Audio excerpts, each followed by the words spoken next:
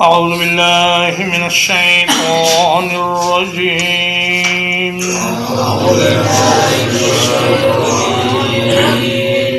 وضرب لنا مثلا اور اس نے ہمارے لیے ایک مثال بیان کی وَنَسِيَ خَلْقَهُ اور اپنی پیدائش کو بھول گیا قَالَ مَن يُحْيِي الْعِظَامَ وَهِيَ رَمِيمٌ کہتا ہے کون زندہ کرے گا ہڈیوں کو جبکہ وہ بوسیدہ ہوں گی۔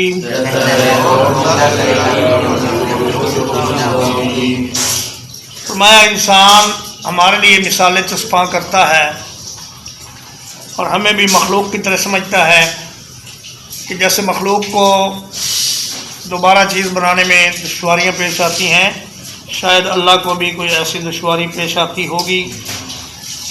حدیث پاک میں ہے کہ عاص بن وائل یہ بطحائے مکہ سے ایک ہڈی، پرانی ہڈی گلی ہوئی اٹھا لایا اور اس کو اپنے ہاتھوں سے توڑ کر چورا چورا کرتے ہوئے نبی صلی اللہ علیہ وسلم سے کہنے لگا کیا اللہ اس ہڈی کو دوبارہ زندہ کرے گا جو ذرہ ذرہ ہو گئی ہے؟ فرمایا ہاں، اللہ پاک تجھے مارے گا، پھر تجھے زندہ کرے گا اور پھر تجھے جہنم میں داخل کرے گا۔ تو فرمایا کہ اگر انسان اپنی پیدائش کو یاد رکھتا کہ اسے کس چیز سے پیدا کیا گیا ہے تو پھر وہ یہ مثالیں بیان نہ کرتا۔ اللہ پاک نے انسان کو ایک حقیر قطرے سے پیدا کرنے کا ذکر قرآن مجید میں متعدد جگہ پر ارشاد فرمایا ہے۔ فرمایا الم نخلقکم من ماء مہین، کیا ہم نے تمہیں ایک حقیر پانی سے پیدا نہیں کیا؟ اور وہ ذرہ جو شروع میں ایک بے جان مادہ تھا اس کو اللہ پاک نے اتنا ڈیولپ کیا، اتنا اس کو بڑھایا کہ وہ ایک جیتا جاگتا انسان بن گیا اور پھر وہ بڑا فصیح و بلیغ اور بحث و تمہیز کا ماہر بن گیا۔ تو فرمایا کہ اللہ پاک کے لیے ان بوسیدہ ہڈیوں کو دوبارہ پیدا کرنا کچھ مشکل نہیں، جو ایک ذرے سے انسان پورا بنا سکتا ہے اس کے لیے دوبارہ پیدا کرنا ہڈیوں سے کیا مشکل ہے۔ وَلْيُحْيِيهَا الَّذِي أَنشَأَهَا أَوَّلَ مَرَّةٍ،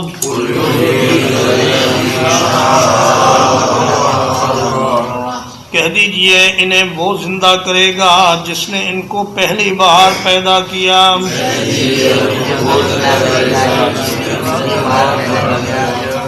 وَهُوَ بِكُلِّ خَلْقٍ عَلِيمٌ، اور وہ ہر طرح کا پیدا کرنا خوب جانتا ہے۔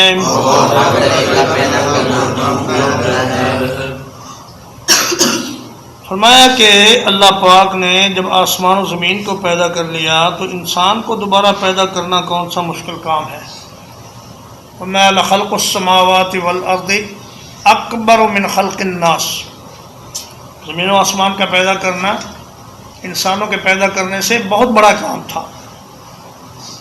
اور فرمایا کہ اَأَنْتُمْ أَشَدُّ خَلْقًا أَمِ السَّمَاءُ بَنَاهَا، تمہیں پیدا کرنا زیادہ سخت کام ہے یا آسمانوں کو پیدا کرنا؟ جب اللہ نے ان کو بنا لیا تو تم کیا چیز ہو؟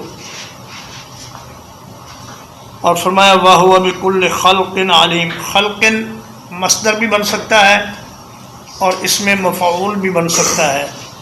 اگر مصدر ہو تو اس کا معنی ہے پیدا کرنا، ہر طرح کا پیدا کرنا اللہ پاک خوب جانتے ہیں، اور اگر خلق اس میں مفعول ہو تو اس کا معنی ہے مخلوق، کہ اللہ پاک ہر مخلوق کو اور اس کے جسم کے ایک ایک ذرے کو جانتا ہے کہ وہ کہاں ہے اور اللہ پاک اس کو دوبارہ جمع کر کے زندہ کر لے گا۔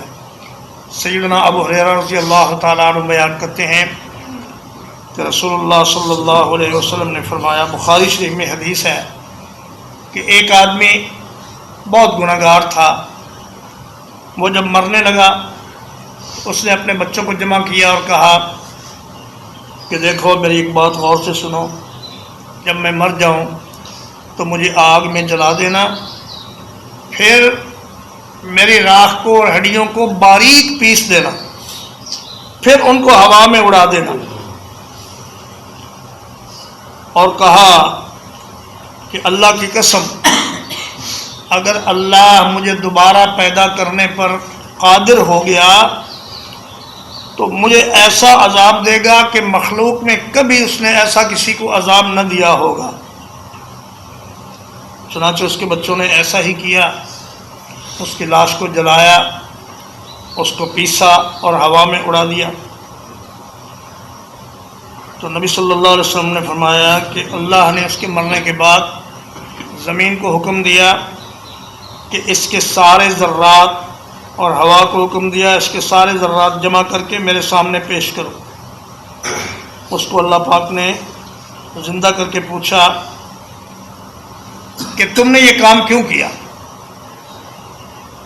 اس نے کہا کہ یا اللہ میں تیرے خوف اور خشیت کی وجہ سے میں نے یہ کام کیا۔ تو فرمایا کہ اس کی اسی بات پر اللہ تعالیٰ نے اس کو بخش دیا۔ الذي جعل لكم من الشجر الأخضر نارا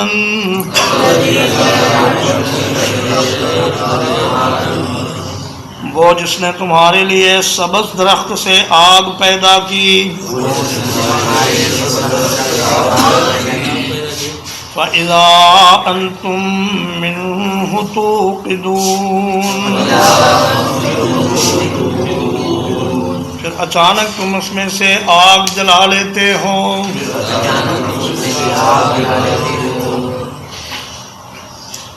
عربوں میں دو درخت تھے سبز، ایک کا نام تھا مرخ اور ایک کا نام تھا آفار۔ ان دونوں کی ٹہنیوں کو جب آپس میں رگڑا جاتا تو اس میں سے آگ کے شعلے نکلتے، اور پھر وہ روئی وغیرہ کو آگ لگا کر اس میں سے پھر آگ جلاتے اور اپنا کھانا وغیرہ تیار کرتے۔ اور بانس کے درخت جب آپس میں رگڑ کھاتے ہیں تو جنگل میں آگ لگ جاتی ہے۔ تو فرمایا کہ دیکھیے سبز درخت میں پانی ہوتا ہے اور پانی آگ کی ضد ہے، لیکن اللہ پاک ایک ضد میں سے دوسری ضد کو پیدا کرنے پر قادر ہے۔ فرمایا اللہ نے سبز درخت میں بھی وہ آتشگیر مادہ رکھ دیا ہے کہ اگر اسے آگ دکھائی جائے تو سبز درخت بھی جلنے لگ جاتا ہے، اور اگر دیکھا جائے تو ہر سبز درخت بھی خشک ہونے کے بعد بالآخر آگ جلانے کے کام ہی آتا ہے۔ آج کل تو سلفر اور فاسفورس وغیرہ ایجاد ہو گئے ہیں، ان کی مدد سے یہ ماچس دیا سلائی وغیرہ بنائی جاتی ہے، لیکن اس دور میں یہ چیزیں نہیں تھیں۔ وہ درختوں کی شاخوں سے ہی آگ پیدا کیا کرتے تھے۔ یہ چکماک ایک پتھر ہوتا تھا، اس کو آپس میں رگڑتے، اس سے آگ پیدا ہوتی۔ تو فرمایا دیکھو سرسبز درخت کو آگ میں تبدیل کرنا اور آگ کا لقمہ بنانا یہ اللہ کا کام ہے۔ اولیس الذی خلق السماوات والارض بقادر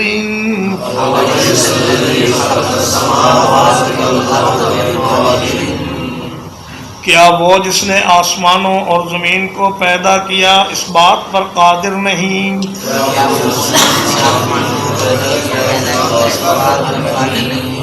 الا ان یخلق مثلہم اس بات پر کہ ان جیسے دوبارہ پیدا کر دے۔ بلا کیوں نہیں؟ وَهُوَ الْخَلَّاقُ الْعَلِيمُ، اور وہ ہر طرح کی پیدائش کرنے والا، بہت جاننے والا ہے۔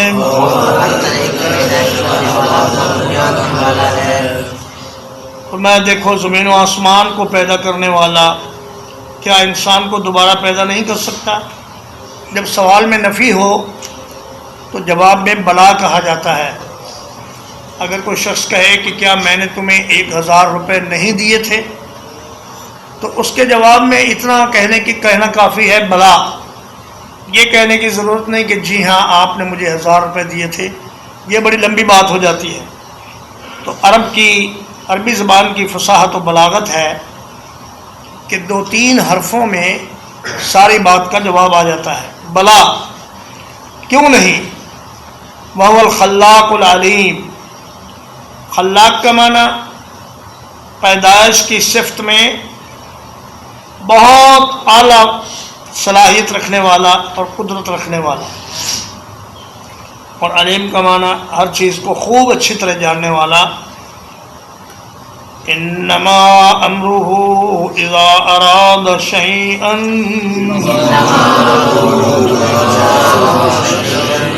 اس کا حکم سوائے اس کے کچھ نہیں ہوتا جب وہ کسی چیز کا ارادہ کرتا ہے۔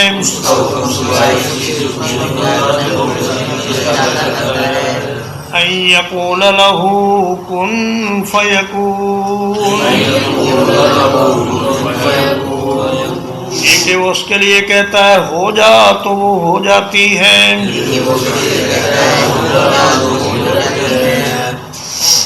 میں اللہ کو کسی چیز کے بنانے کے لیے کوئی میٹیریل جمع کرنے کی ضرورت نہیں، پھر کاریگر لگا کر اس کو ایک مدت تک بنانے کی ضرورت نہیں۔ اللہ پاک نے تو صرف ارادہ کرنا ہے اور کن کہنا ہے، اور جس طرح وہ چیز بنانا چاہتا ہے اسی طرح وہ بن جاتی ہے، اپنی تمام خصوصیات کے ساتھ وہ چیز تیار ہو جاتی ہے۔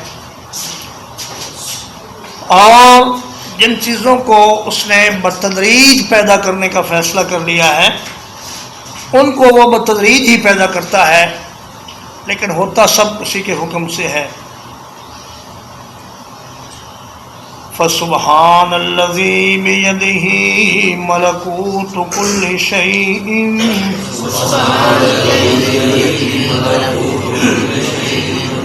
تو پاک ہے وہ جس کے ہاتھ میں ہر چیز کی کامل بادشاہی ہے۔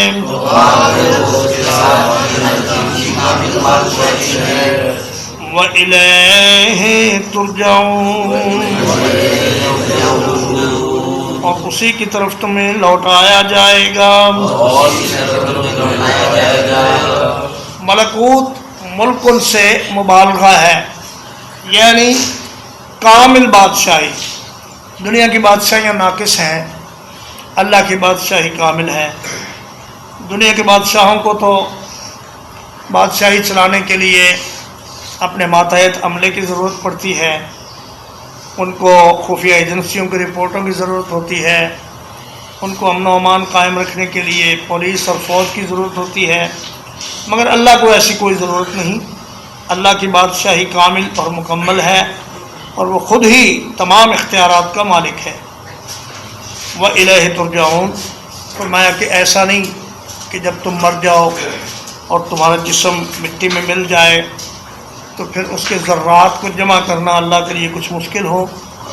ایسا بھی نہیں کہ تم میں سے کوئی بھاگ کر کسی اور کے پاس چلا جائے اور اللہ کے پاس آنے سے انکار کر دے یا کسی اور کی پناہ لے لے۔ فرمایا کوئی کہیں بھاگ نہیں سکتا اور کوئی اللہ کی عدالت سے غیر حاضر نہیں رہ سکتا، سب کو وہاں حاضر ہونا ہے اور اللہ کے سامنے پیش ہونا۔ ترجمہ ایک بار۔ وَضَرَبَ لَنَا مَثَلًا وَنَسِيَ خَلْقًا، اور اس نے ہمارے لیے ایک مثال بیان کی اور اپنی پیدائش کو بھول گیا۔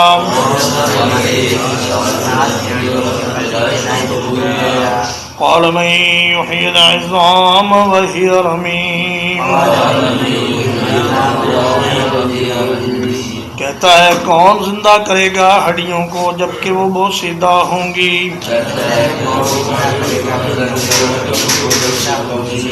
قل یحییھا الذی انشأھا اول مرہ،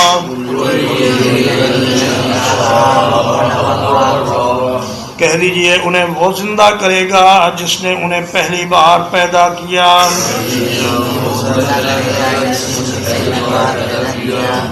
وَهُوَ بِكُلِّ خَلْقٍ عَلِيمٌ، اور وہ ہر طرح کا پیدا کرنا خوب جانتا ہے۔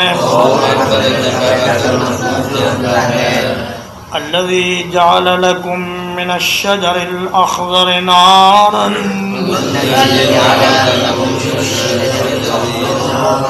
وہ جس نے تمہارے لیے سبز درخت سے آگ پیدا کی۔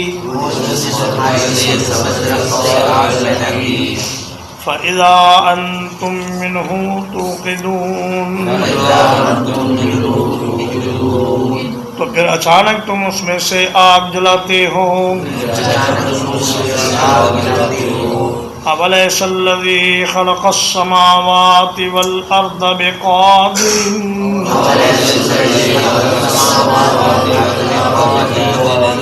کیا جس نے آسمانوں اور زمین کو پیدا کیا اس بات پر قادر نہیں؟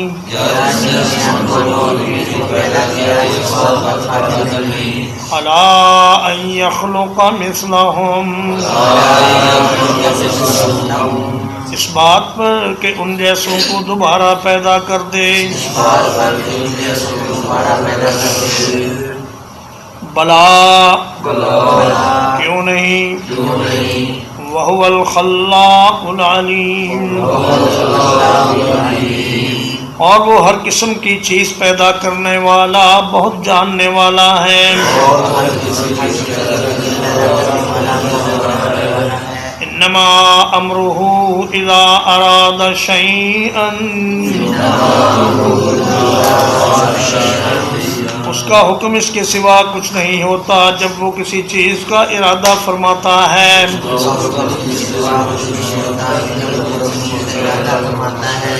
ان یقول لہ کن فیکون، یہ کہ اس کے لیے کہتا ہے ہو جا تو وہ ہو جاتی ہے۔ فسبحان الذی بیدہ ملکوت کل شیء،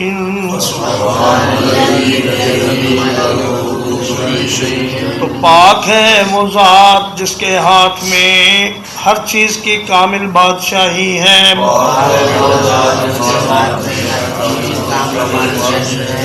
وَإِلَيْهِ تُرْجَعُونَ،